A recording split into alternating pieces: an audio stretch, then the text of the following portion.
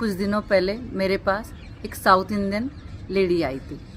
उनकी उम्र करीब 70 साल हो गई, लेकिन वो जिस तरह से मेंटेन की हुई थी, गजरा डाले हुए, अच्छी सी कांजीवरम साड़ी पहने हुए, मुझे अच्छा लग रहा था। मैंने कहा कितने बच्चे?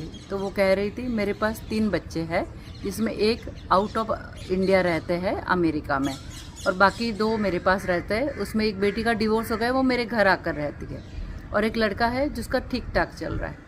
तो मैंने कहा प्रॉपर्टी का क्या करना है? तो बोले उसके 2 हिस्से करने हैं। तो मैंने कहा बच्चे 3 हैं और 2 हिस्से क्यों होंगे? तो कह रही है कि जो अमेरिका में है उसका ठीक ठाक चल रहा है और वो मुझे कभी पैसे नहीं भेजता। जब मैंने उनकी प्रॉपर्टी की लिस्ट चेक की तो उनके पास खुद 5 करोड़ की प्रॉपर्टी थी। तो मैंने कहा अगर इस समय आपने इस 5 करोड़ में से सिर्फ 2 बच्चों को हिस्सा दिया और एक बच्चे को नहीं दिया तो भविष्य में क्या होगा? तो वो कह रही थी भविष्य में कुछ नहीं होगा, उसके बेटे को मैं सिर्फ कुछ थोड़े सोने के गहने दे दूंगी, वो भी उसकी बहू के लिए, पोते की बहू के लिए। तो मैंने कहा इस तरह तो आप अपने बच्चों के लिए प्रॉपर्टी नहीं छोड़ रही है, आप उनके लिए झगड़ा छोड़ रही है। तो कभी कभी हम प्रॉपर्टी का डिस्ट्रीब्यूशन करते वक्त बच्चों के लिए झगड़ा छोड़ रहे हैं, क्योंकि इस समय उसके तीनों बच्चों का रिलेशन काफ़ी अच्छा है, 2 भाई और 1 बहन।